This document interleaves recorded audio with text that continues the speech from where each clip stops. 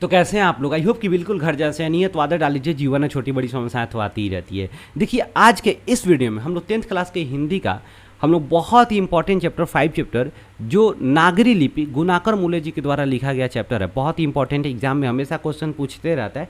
आज के इस वीडियो में जितने भी एग्जाम में क्वेश्चन पूछे गए ऑब्जेक्टिव, और जो ऑब्जेक्टिव क्वेश्चन इंपॉर्टेंट है, प्रोबेबल है, आपके बोर्ड में मॉडल है, उन सभी क्वेश्चन का पोस्टमार्टम करेंगे, मिल के मचाएंगे बवाल। अगला जो 10 से 12 मिनट होगा आपका बहुत इंपॉर्टेंट होगा।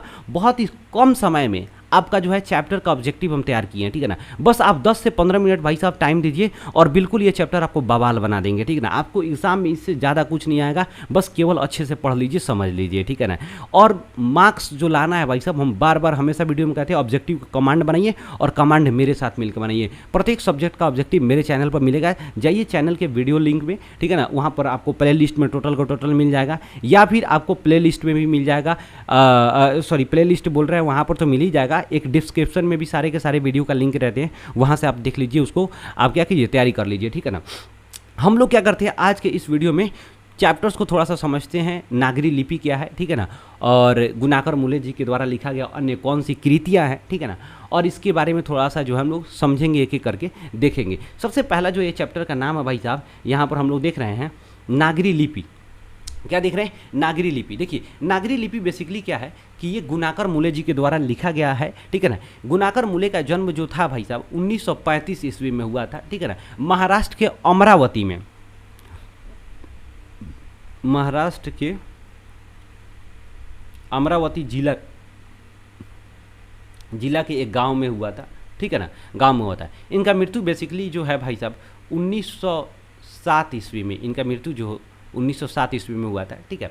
देखिए इनके द्वारा लिखा गया बहुत सारी कृतियाँ हैं जो बहुत ही फेमस है। जैसे कि आपको बता दें कि ये जो चैप्टर है नागरी लिपि, ये भारत की लिपियों की कहानी से लिया गया है, ठीक है।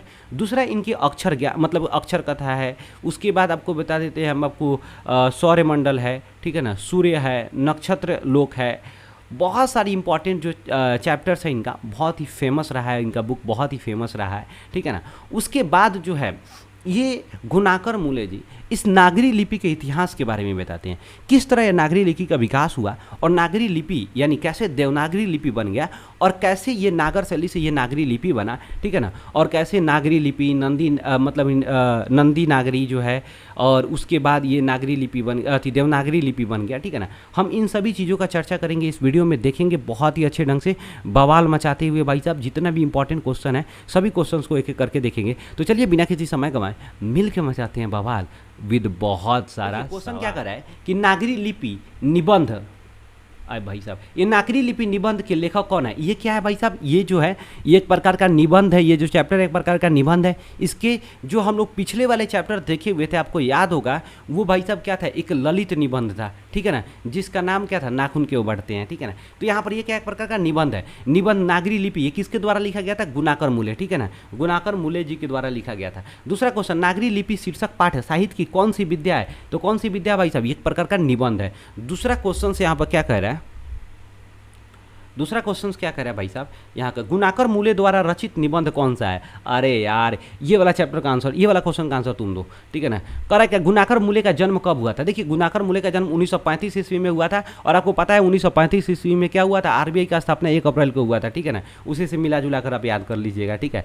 दूसरा क्वेश्चन क्या कर रहा है कि नागरी लिपि का प्राचीनतम लेख किस प्रदेश से मिलते हैं? तो याद रखिएगा दक्कन प्रदेश से, यानी दक्षिण के प्रदेश से, दक्षिण के प्रदेश से मिलते हैं, ठीक है ना। नेक्स्ट क्वेश्चन क्या कह रहा है कि नागरी लिपि में प्राचीन मराठी भाषा के लेख मिलने लग जाते हैं। प्राचीन मराठी भाषा की जो लेख की बात करते हैं वो 11वीं शताब्दी में मिलते हैं। किस शताब्दी में मिलते हैं? 11वीं शताब्दी में, ठीक है ना। नेक्स्ट क्वेश्चन हम लोग देखते हैं। देखिए कह रहा क्या, नागरी लिपि में कौन सी भाषा लिखी जाती है? नागरी लिपि में कौन सी भाषा? हिंदी होगा, नेपाली होगा, मराठी होगा, संस्कृत होगा, ठीक है ना। तो यहाँ पर क्या होगा, उपयुक्त सभी आंसर हो जाएगा। दूसरा क्वेश्चन क्या कर रहा है कि उत्तर भारत से नागरी लिपि के लेख कब से मिलने लगे? जब उत्तर भारत की बात करेगा ना तो याद रखिएगा 9वीं शताब्दी, ठीक है ना। जब दक्षिण भारत की बात करेगा तो ये 11वीं शताब्दी, ठीक है ना। दूसरा क्वेश्चन कह रहा है कि हिंदी के आदि कवि कौन है? हिंदी के आदि कवि सरहपाद को माना जाता है, ठीक है ना, सरहपाद को, ठीक है ना। इनका एक लेख है, बहुत ही इंपॉर्टेंट लेख माना जाता है, दोहा कोश, ठीक है ना। यहाँ सरहपाद की एक कृति है दोहा कोश, बहुत ही इंपॉर्टेंट माना जाता है। दूसरा क्वेश्चन, नागरी लिपि के लेखक कौन है? देखिए नागरी लिपि के लेखक भाई साहब, लेखक अभी हम लोग पीछे ही हम लोग देख के आए, गुणाकर मूले। दूसरा क्वेश्चन कह रहा है कि 12वीं सदी के केरल के शासकों के सिक्कों पर वीर केरलस्य जैसे शब्द लिपि में अंकित है, किस लिपि में अंकित है? याद रखिए देवनागरी लिपि में अंकित था। दूसरा क्वेश्चन क्या करे, ईसा की 14वीं-15वीं सदी के विजयनगर के शासकों ने अपने लेखों की लिपि को क्या कहा था? तो नंदी नागरी कहा था। बात समझे कि नहीं? इन लोगों ने जो थे विजयनगर साम्राज्य के जो राजा थे, इन लोगों ने जो लेख उन लोगों का लिखा गया था, उन लोगों के समय में जो किताबें लिखी गई थी, उन लोगों का कहना था कि ये नंदी नागरी में लिखा गया है। दूसरा क्वेश्चन क्या कह रहा है यहाँ पर कि बेतमा दानपत्र किस समय का है? बेतमा दानपत्र 1020 ईस्वी का, याद रखिएगा आप लोग, 1020 ईस्वी का। दूसरा कह रहा है गुणाकर मूले ने अपनी किस पुस्तक में संसार की प्रायः सभी प्रमुख लिपियों की, जब संसार की लिपियों की बात करेगा तो यहाँ पर याद रखिएगा भाई साहब, अक्षर, भारत के इतिहास, नक्षत्र, अक्षर कथा, बात समझ नहीं, अक्षर कथा में इन्होंने क्या किया हुआ था कि संसार के प्राय सभी लिपियों का इसमें विवरण दिया हुआ था। लेकिन नागरी लिपि पूछेगा कि ये किस कृति से लिया गया है हजारी प्रसाद द्विवेदी के, तो वो भाई साहब भारतीय लिपियों की कहानी से लिया गया है, ठीक है ना। नेक्स्ट क्वेश्चन क्या कह रहा है कि मोहम्मद गजनवी के बाद के किस शासक ने अपने सिक्कों पर नागरी शब्द खुदवाए थे? ठीक है ना, तो मोहम्मद गौरी ने भी खुदवाया हुआ था, शेरशाह ने भी खुदवाया था, और अलाउद्दीन खिलजी, तीनों ने। तो यहाँ पर क्या हो जाएगा? उपयुक्त सभी हो जाएगा, ठीक है ना। नेक्स्ट क्वेश्चन,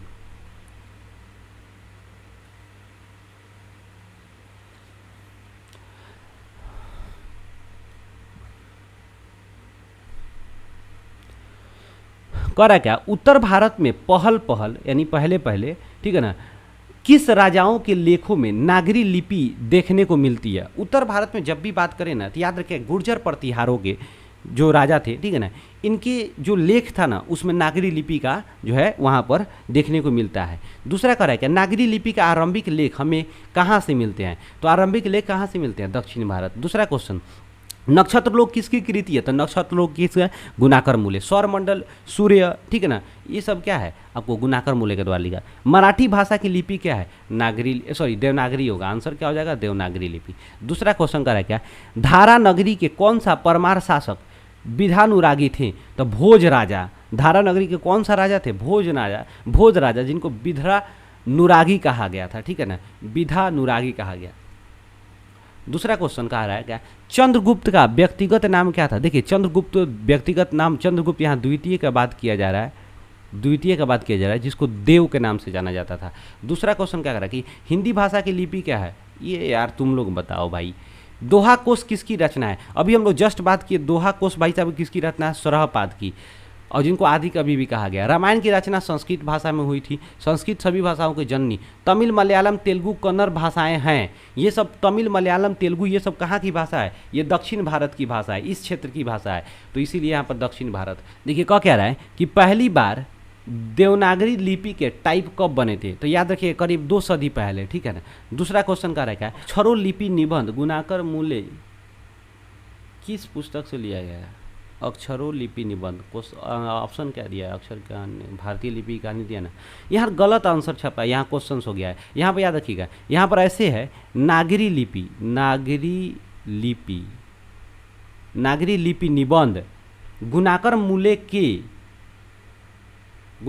के किस पुस्तक से लिया गया है? यहाँ से आप आंसर यहाँ से काट दीजिएगा, बिल्कुल यहाँ से इसके जगह पर नागरी लिपि निबंध गुणाकर मूले के किस पुस्तक से लिया गया? क्वेश्चन ये होगा। तो हम पहले बताए थे भारतीय लिपियों की कहानी से लिया गया है। लेकिन कहेगा दुनिया के सभी लिपियों की जो कहानी है, व्याख्या है, ये किस गुणाकर मूले के किस पुस्तक में लिखा गया हुआ है? तो आप यार ठीक है, यहाँ अक्षर कथा, ठीक है ना, अक्षर कथा में ये जो बेसिकली आपको मिल जाएगा पूरे विश्व के अलग अलग लिपियों की कहानी। लेकिन जब नागरी लिपि की बात होगा तो भारतीय लिपियों की कहानी में आएगा, ठीक है।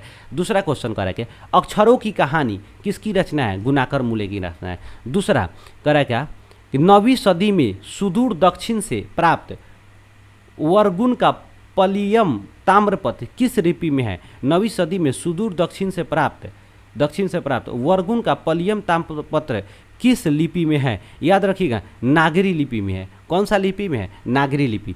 दूसरा क्वेश्चन, सूर्य नामक पुस्तक किसकी रचना है? तो यहाँ पर गुणाकर मूले। दूसरा क्वेश्चन करा कि नेवारी भाषाएं, नेवारी भाषाएं किस लिपि में लिखी जाती है? देखिए नेवारी भाषाएं भी जो है ना भाई साहब यहाँ पर देवनागरी में ही लिखी जाती है। दूसरा क्वेश्चन करा कि भारतीय लिपियों कहानी किसकी पुस्तक है? गुणाकर मूले की पुस्तक है। और इसी पुस्तक से भाई साहब हम लोग नागरी लिपि की कहानी हम लोग पढ़े हैं, यहाँ से लिया गया है नागरी लिपि की कहानी। दूसरा क्वेश्चन कह रहा है क्या? हिंदी तथा इसकी विविध बोलियाँ किस लिपि में लिखी? हिंदी और उससे संबंधित जितने भी बोली भाषा हैं वो सब देवनागरी लिपि में, जैसे संस्कृत, मगधी, ये सब देवनागरी लिपि में लिखा जाता है, मैथिली। दूसरा क्वेश्चन यहाँ पर अगला जो चैप्टर है भाई साहब वो है भाई साहब आपका बहादुर 6 चैप्टर, जो बहुत ही इंपॉर्टेंट है, एग्जाम में हमेशा क्वेश्चन पूछे रहता है। तब तक के लिए जो 5वां चैप्टर है इसका यहीं पे समाप्त होता है। वीडियो अच्छा लगा हो तो लाइक कीजिए, नहीं अच्छा लगा हो डिसलाइक कीजिए, चैनल को कंपलसरी सब्सक्राइब कीजिए। इस तरह का ऑब्जेक्टिव वीडियो हमेशा लाते रहेंगे, टोटल सब्जेक्ट के टोटल चैप्टर को चैप्टर बाई चैप्टर लाते रहेंगे, ठीक है ना। आपके एग्जाम के पर्सपेक्टिव से बहुत ही इंपॉर्टेंट होगा। अगर आप चाहते हैं अच्छा मार्क्स लाएँ, नंबर लाएँ, तो चैनल को सब्सक्राइब कीजिए, दोस्तों के पास जरूर भाई सब शेयर कीजिए ये वीडियो, ठीक है ना, उनके लिए भी फायदेमंद होगा। अब वीडियो का काम करना है यही कि आपको क्या करना है, क्वेश्चंस बताते जाते हैं। आपको 10 से 12 मिनट का वीडियो हमेशा आएगा, 15 मिनट मैक्सिमम आएगा हिंदी का, ठीक है ना, इससे ज़्यादा कुछ नहीं आएगा, ठीक है ना। अब इसमें आपको अच्छे से तैयारी कर लीजिएगा तो समझ जाइए बवाल मचा सकते हैं आप एग्जाम में, ठीक है ना। अब आपका काम है, मेरा काम तो कर दिए भाई साहब। अभी के पीरियड में देखिए 1:36 हो रहा है, ठीक है ना। इस समय वीडियो हम आपको अपलोड कर रहे हैं रात में। अब आपका काम है भाई साहब, जितना मेहनत से हम कर रहे हैं उतना मेहनत से आप भी कीजिए। बिल्कुल मेहनत रंग लाएगा, भाई का भी और आपका भी, ठीक है ना। तो मिलते हैं नेक्स्ट वीडियो में, तब तक के लिए जय हिंद।